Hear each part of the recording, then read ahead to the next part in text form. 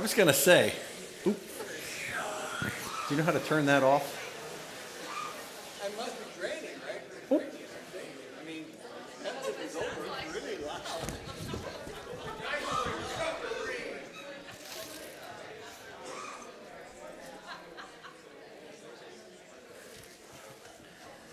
It's straining out, but the pump might still be on.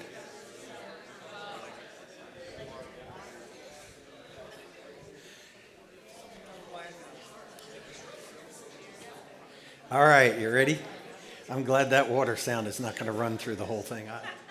I'd have to dismiss myself halfway through. All right, Numbers chapter 13 and 14 we're going to cover today. So if you want to look there in your scriptures, turn there right now. We started this last week, but I'm going to just jump back to the beginning and run through the beginning of this again as a review.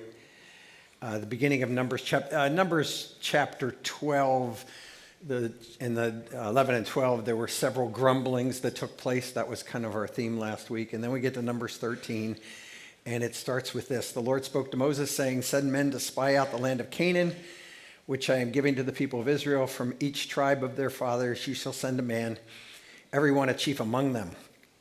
So this is the list of the spies. The tribes are on the left, and their names are on the right. They probably don't look very familiar to you, except for the possibility of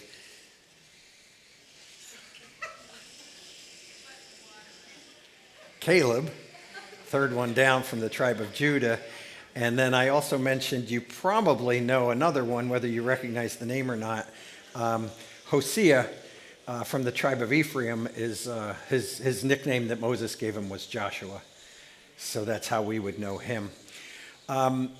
Moses gave the spies a checklist of things they were to look for as they go into the promised land. And this is what the checklist was. Were the people strong or were they weak? Were they few or were they many? And then the land, was it a good land or a bad land? The cities, were they open and easily accessible, or were they fortresses? Was the land fat or was it lean, and were there trees on the land? So the spies go into the land of Israel, and they wander around the land for 40 days. They did spend quite a bit of time around Hebron. They come back with their summary of what they found out about the land. And this is what they have to say. Numbers 13:27 says, "We went to the land where you sent us. It certainly does flow with milk and honey, and this is its fruit." So they were also instructed to bring some of the fruit back. And it says that around Eshcol, they came across a cluster of grapes that was so big that it required 2 men to carry it on a pole between them. That's a big cluster of grapes. And so they used this phrase, "the land flows with milk and honey." That was a phrase that God had used earlier when he spoke of the land that they were going to. In Exodus 3, verse 8, this is when God first talked to Moses from the burning bush. God had said, "So I have come down to deliver them from the power of the Egyptians, to bring them up from the land to a good and spacious land, to a land flowing with milk and honey." And then in Exodus 13, verse 5, this took place just before the 10th plague. So between the 9th and the 10th plague in Egypt, God said, "It shall be that when the Lord brings you to the land of the Canaanite, the Hittite, the Amorite, the Hivite, the Jebusite, which he swore to your fathers to give you, a land flowing with milk and honey."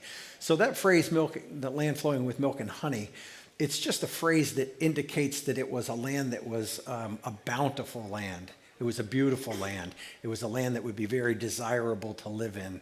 And so they openly admit, oh, it's everything God said it was. It is absolutely a beautiful land. It makes me think that the climate might have changed a little bit in Israel anyway over the years, because if you go to Israel today, the southern part of Israel is pretty arid. They do grow things there today, but it's with irrigation. But the northern part around the Sea of Galilee is so lush and so beautiful. And I imagine that that's probably what the whole land was like at that point back then. So We're going to put check marks on the land is good, the land is fat, and yes, there are in fact trees everywhere. But, and this is the part where we stopped last time, so they go on to say, nevertheless, the people who live in the land are strong, and the cities are fortified and very large. So if we go back to the checklist, we're going to have to check strong, many people, and there are fortresses. They go on to report this. The Amalekites dwell in the land of the Negev, the Hittites, the Jebusites, the Amorites dwell in the hill country, and the Canaanites dwell by the sea and along the Jordan. So they're just listing off a list of all the different people groups that they came across as they were wandering through the land of Canaan at this time. Should this have been a surprise to them? They act like it is, like, oh, all these people are there.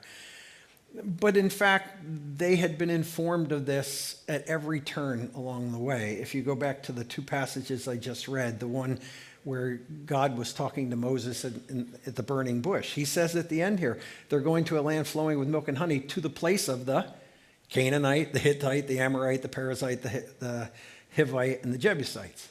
There are 6 people groups that are listed in this passage. And then in the passage that took place just before the 10th plague, it shall be when the Lord brings you to the land of the Canaanite, the Hittite, the Amorite, the Hivite, and the Jebusite.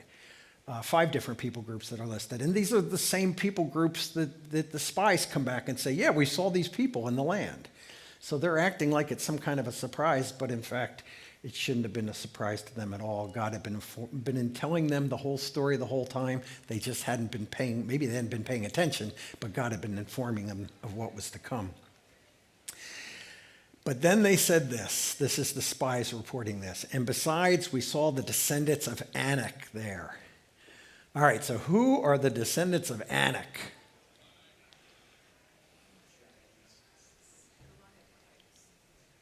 Who? Okay, so giant type people. Yeah, that's exactly right. We don't know very much about Anak. Anak was a person. His descendants are called the Anakim. There's a Star Wars joke in there somewhere. I just don't really know what it is. But so if you look up Anak or Anakim in Scripture, there's very few times that they are mentioned in Scripture at all. And pretty much what we know about them is found in this chapter right here. So we'll jump forward a couple verses and find out what exactly does it mean that the descendants of Anak are there. So we jump forward 4 verses and it says, all the people we saw in the land were of great height. And there we saw the Nephilim, the sons of Anak, who came from the Nephilim. And we seemed to ourselves like grasshoppers, and so we seemed to them. So these are giants. These are large people. They're of great height. And it also says that from this passage, we can see the sons of Anak were descendants of the Nephilim. If we don't know much about the sons of Anak, we know less about the Nephilim. There's only really 2 passages that talk about the Nephilim in Scripture. One of them is right here, and the other one is back around the time of the flood. But what we are told in that passage, and it's not one that I would make a lot of theology out of because we know very little, but these were people that were mighty men of great renown. That's what it says. How big were these people? Based on the height of Goliath, and if you're wondering why would that matter, I'll explain that in a little bit. These people, we estimate, would have been 50% to 100% bigger than a normal person in terms of height. And that's pretty big. And then, if they were proportional, which you would assume they were, then they were probably 50% or 100% bigger in width and depth as well, which would put their volume or their weight at 4 to 8 times a normal person. So you're a little Israelite, 125-pounder, and you're about to go into battle, and you're going to go into battle with somebody who is 500 to 1,000 pounds. That would be a little bit intimidating, right? What was their reaction to seeing these people? What's it say here?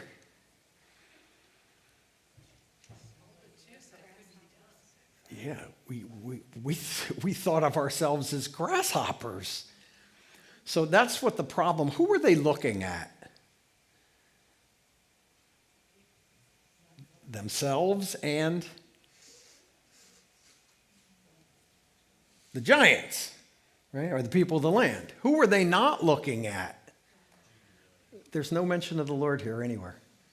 They come back, they're tasked by God and Moses to go into the land, come back with a report. No mention of God at all. Not at this point, anyway. No mention of God. It's they are concentrating on their own situation and on their own problems, and without bringing God into the picture, they're at a loss. It is literally a hopeless situation as far as they are concerned. Yes? How do they know the names of the tribes? How do they understand this context here? How do they know who Anak is? Well, that's a good question. I mean, I assume when they went in as real spies would, and they tried to integrate as much as they possibly could into the communities. They actually probably went into the towns, maybe did some trading. Maybe they were really, but there might have been more of a common language, more of a localized language that they were still be aware of, that they could pick up pretty quick. Maybe they picked people that were really good with languages. They must have had some ability to communicate, because they were able to figure out who people were and what they were looking at and who they were dealing with in these situations. Although we're not given specifics about that. I mean, they were there 40 days and we're given 2 verses.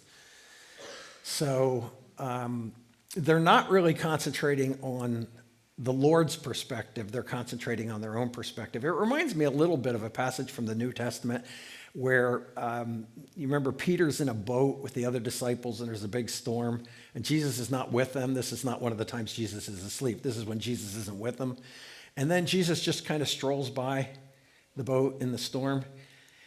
And in a passage which breaks every rule of logic as far as I'm concerned, I can't figure out the logic. Peter says to this character out in the water, "Lord, if that's you, call me out into the water with you." I can't follow that, but that's what he says, and it is Jesus, and Jesus says, "Well, come on out." And Peter does what? He gets out of the boat, and he walks on the water. How long does he walk on the water? As long as he kept his eyes on the Lord, right? As long as he kept his eyes on Jesus, he was able to, he was literally walking on the water. But then what happens? He starts paying attention to his surroundings. He starts paying attention to the fact that I'm out of the boat. It's a storm, big waves. They're crashing all around me. He starts paying attention to that, and he takes his eyes off the Lord, and he starts to sink. And metaphorically, that's what the spies are doing here too. They're sinking. They don't see any hope in this situation at all. There's nothing we can do. We can't take this land. Well, that does not go over well with the people, right? The people hear the report and they start getting agitated by the report. And as the night goes on, I guess things get worse and worse. So it says this is going into Numbers chapter 14 now. All the congregation raised a loud cry, and the people wept that night. And all the people grumbled against Moses and Aaron. So if you're paying attention to the numbering, this is grumble number 4 here. They grumbled against Moses and Aaron. What were the specifics? Let's take a look at this, because this is, I think, very interesting. The whole congregation said to them, "Would that we had died in the land of Egypt, or that we had died in the wilderness. Why is the Lord bringing us into this land to fall by the sword? Our wives and our little ones will become a prey.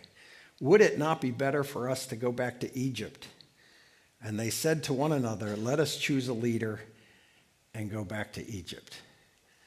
All right, this is rock bottom here. This is how bad it has become. They are disheartened. There is no hope.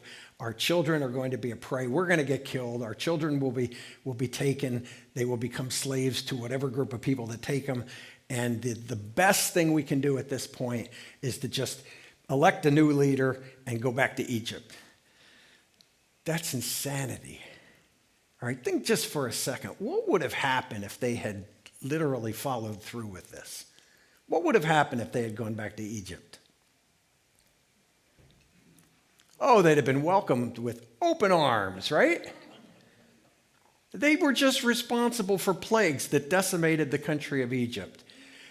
Half of the army was killed when the waters of the Red Sea came back over and destroyed the army.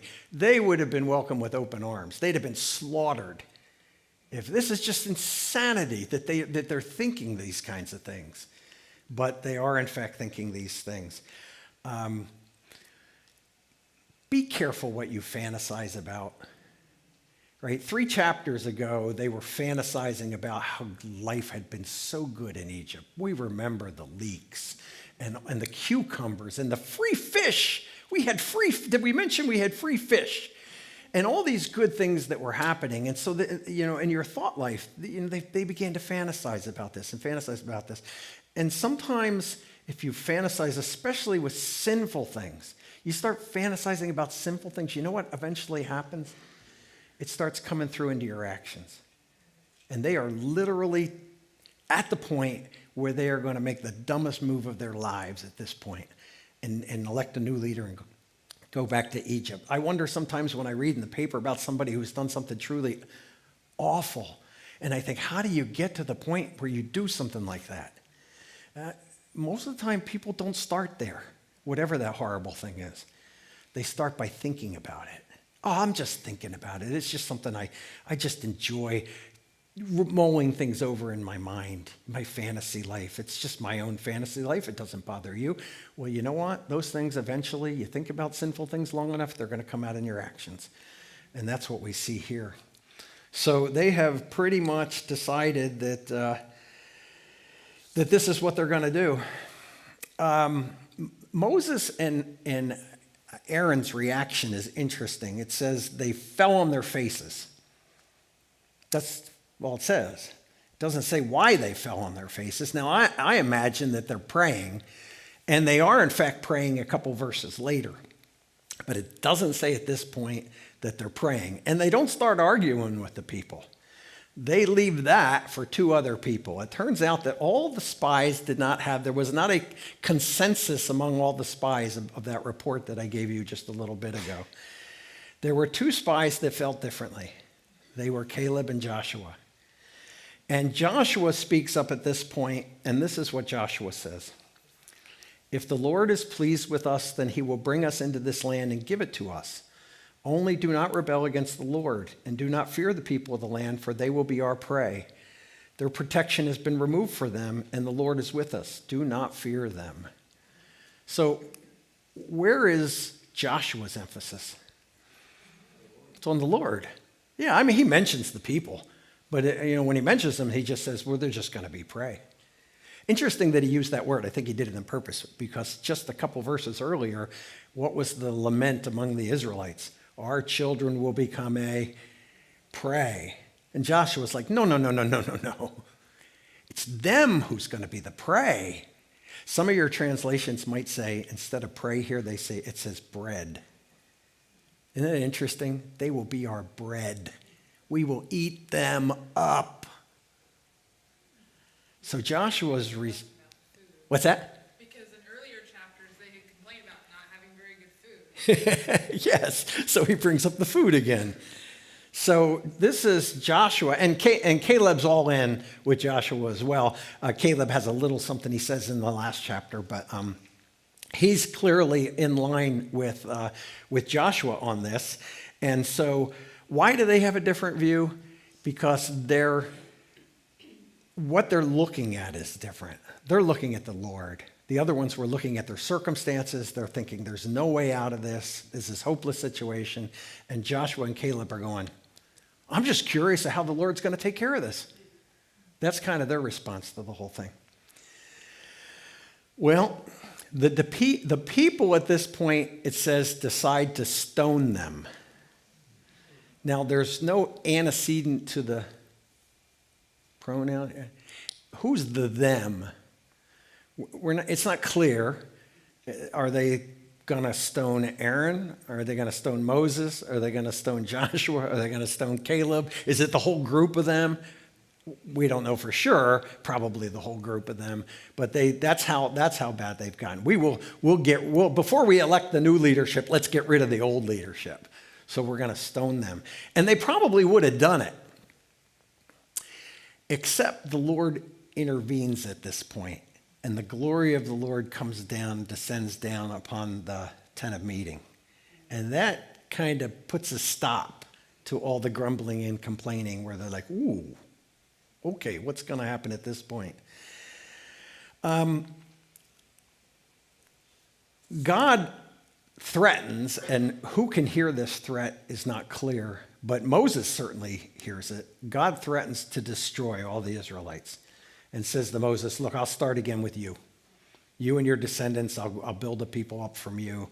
And at this point, Moses has a prayer. It's a prayer of pardon for the people of Israel. And I'd like you to read it yourselves. So if you've got your Bibles open to Numbers 14, read verses 13 through 19.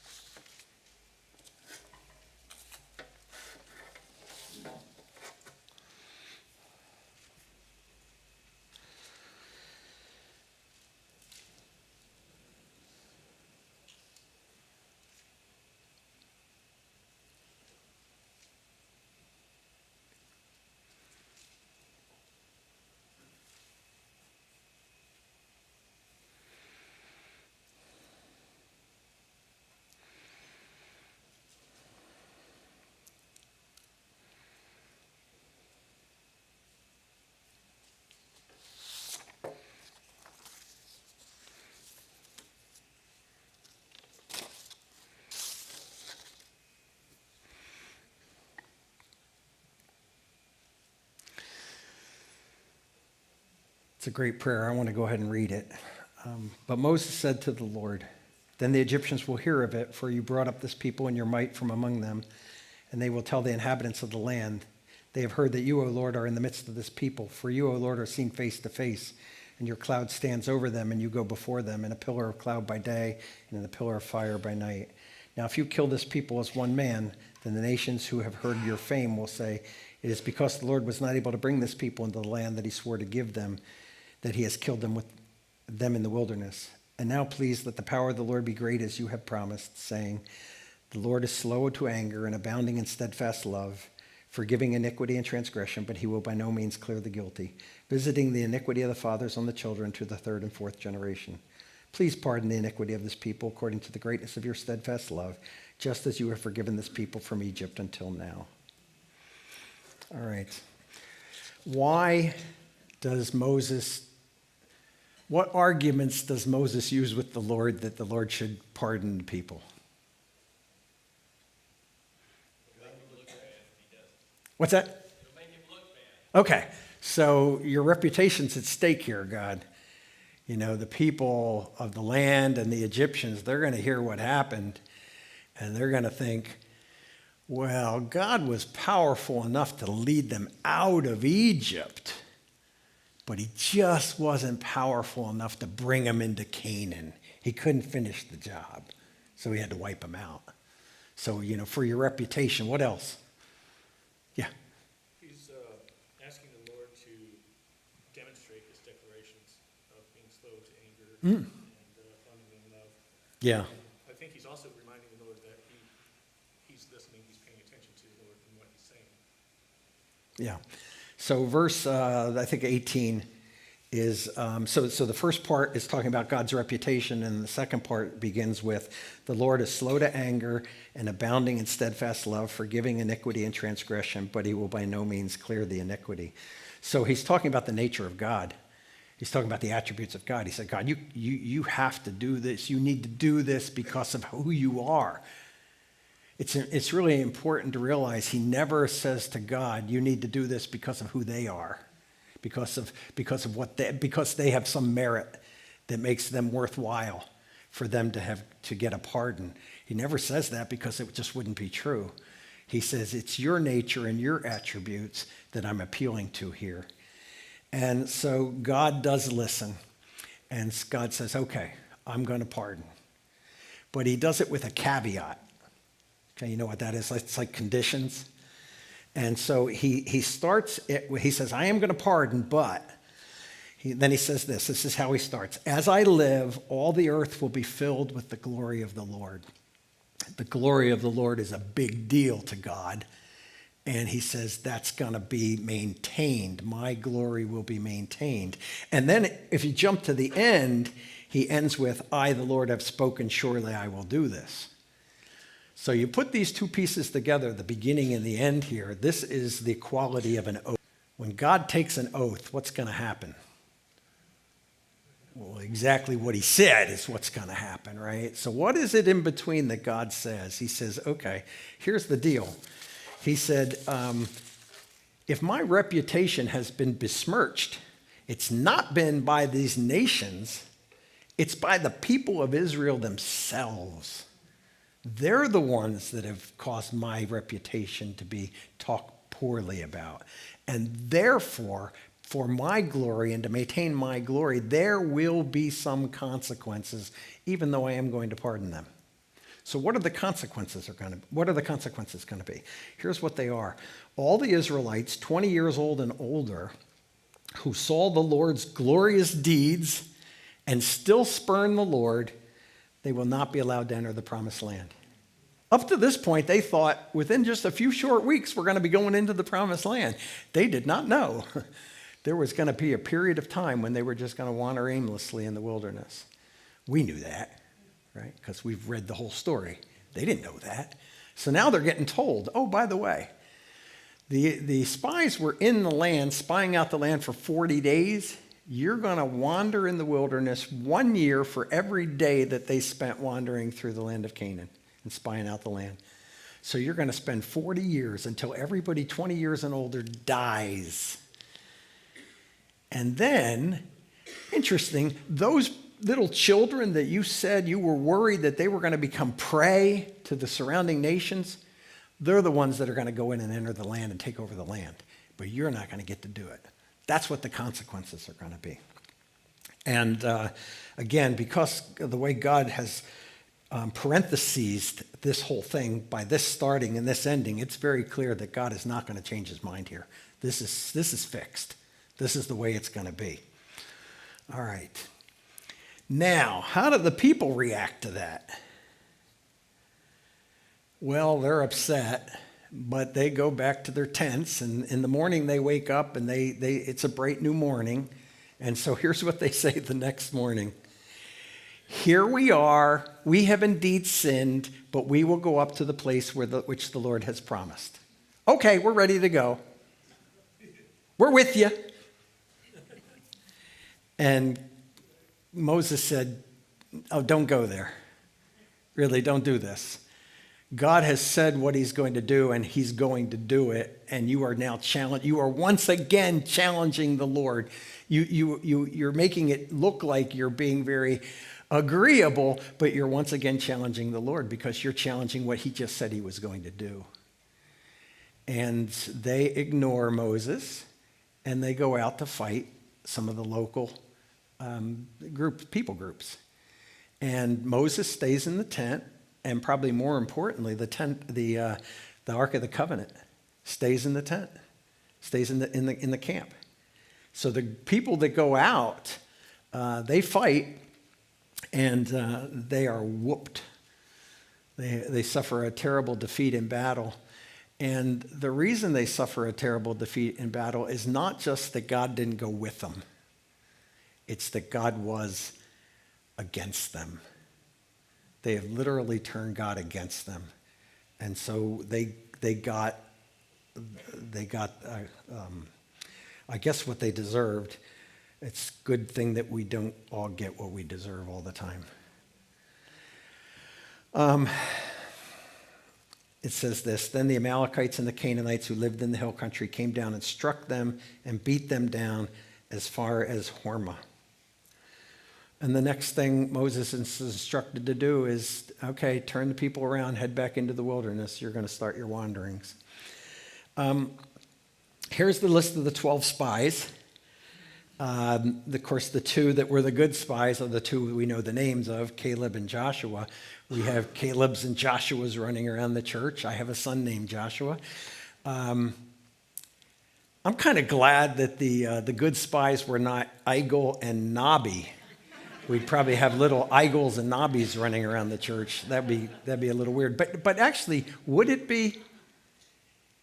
Because a name is just a name, and it's really what you associate it with it that makes it, a good name or a bad name. And if Igel and Nobby were the good spies, we'd probably have little Igels and Nobbies running around here. We wouldn't think a thing of it.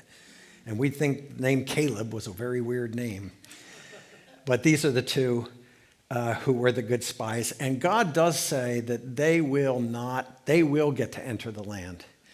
All the people 20 or older are going to die wandering in the wilderness. The other 10 spies, they didn't have to wait 40 years to die. It says that they died of a plague almost immediately. So the other 10 are gone, and the only two that are left are Caleb and Joshua. Now, I'm going to give you a little spoiler alert, okay? You don't listen if you don't want to hear the spoiler alert. They eventually do make it into the promised land. Okay? And when they get there, the giants are still there. Okay? They are. So I just want to jump ahead and just read a couple passages to you because they thrilled me when I read these. First one has to do with Caleb. This is found in Joshua 14. And Caleb, the son of Nephunneh, the Kenizzite, said to Joshua, "You know what the Lord said to Moses, the man of God, in Kadesh Barnea concerning you and me. I was 40 years old when Moses, the servant of the Lord, sent me up from Kadesh Barnea to spy out the land, and I brought him word again as it was in my heart. And now, behold, the Lord has kept me alive, just as he said, these 45 years since the time that the Lord spoke his word to Moses, while Israel walked in the wilderness. And now, behold, I am this day 85 years old. I am still as strong today as I was in the day that Moses sent me. My strength now is as my strength was then for war and for coming and going. So now, give me the hill country of which the Lord spoke on that day. For you heard on that day how the Anakim were there, with great fortified cities. It may be that the Lord will be with me, and I shall drive them out just as the Lord said." Caleb is cool. He's been 40 years marching through the desert going, if I ever get my hands on those Anakim, if I ever get my chance. And he now gets his chance. He's 85 years old. You know what he does? He does exactly what he says he was going to do. He took that land from the giants. 85 years old. Yes? I think it's interesting, too, how we have another story just like this later on with David and Goliath, like the people feared the giants. Mm-hmm. The people feared the giants here, but Caleb and Joshua had the foresight to see that God is with them. And David didn't fear Goliath. And what did David say? They're all looking at this giant Goliath. And what does David say? Who are you to mock the army of the living God? David's eye was in the right place. And Caleb's eye is in the right place. He's not looking at these giants. He's looking at his God, who's way bigger than these giants. And then Joshua, because remember, two good spies. In Joshua 11, it says this, "And Joshua came at that time and cut off the Anakim from the hill country, from Hebron, from Debir, from Anab, and from all the hill country of Judah, from all the hill country of Israel. Joshua devoted them to destruction with their cities. There was none of the Anakim left in the land of the people of Israel. Only in Gaza, in Gath, and in Ashdod did some remain." So Caleb took care of some of the Anakim, and Joshua took care of the rest. There were a few that remained down in Gaza, Gath, and Ashdod. Why is that relevant? Goliath was from Gath. Okay, this is Gaza that it's talking about, the Gaza Strip that it's talking about here. And Goliath. So it never says in Scripture that Goliath was a descendant of the Anakim, but it is a reasonable conclusion to come to. He had clearly some genetic link to some giants somewhere, and there were definitely giants that were in that area of the world that were still there even after the time of Joshua and Caleb. If you go to Israel today, the Ministry of Tourism has this as their logo. It is two men carrying a great cluster of grapes. And if you ask them, who are the two men carrying the great cluster of grapes, who will they say they are? Caleb and Joshua. That's who they will tell you these two men are that are carrying the cluster of grapes. Now, 40 some years ago, there was a man named Keith Green who died, but he was a songwriter, and he wrote a lot of songs, but he wrote one in particular that is relevant to what I am been talking about today. And so I'm gonna just read you. I was gonna sing this, but there's no way I could give this justice. So this is called "So You Want to Go Back to Egypt." Okay, if you've never heard this or never heard of Keith Green, you might want to do some searching on that and listen to some stuff. So you want to go back to Egypt. So you want to go back to Egypt where it's warm and secure. Are you sorry you bought the one-way ticket when you thought you were sure?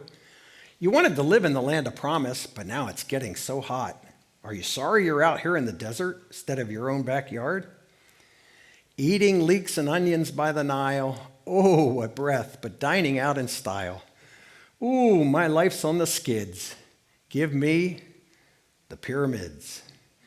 Well, there's nothing to do but travel, and we sure travel a lot, because it's hard to keep your feet from moving when the sand gets so hot. And in the morning, it's manna hotcakes. We snack on manna all day. They sure had a winner last night for dinner, flaming manna souffle. Well, we once complained for something new to munch. The ground opened up and had some of us for lunch. That's next week's lesson, by the way. Ooh, such fire and smoke. Can't God even take a joke? So you want to go back to Egypt where your friends wait for you. You can throw a big party and tell the whole gang what they said was all true. This Moses acts like a big shot. Who do he think he is? It's true God works lots of miracles, but Moses thinks they're all his. Well, we're having so much trouble even now. Why'd he get so mad about that cow? Moses seems rather idle. He just sits around and writes the Bible. Moses, put down your pen. What? Oh no, manna again? Manna waffles, manna burgers, manna bagels, filet of manna, manna patty, banana bread. All right. Next week, the ground will open up and have some of them for lunch.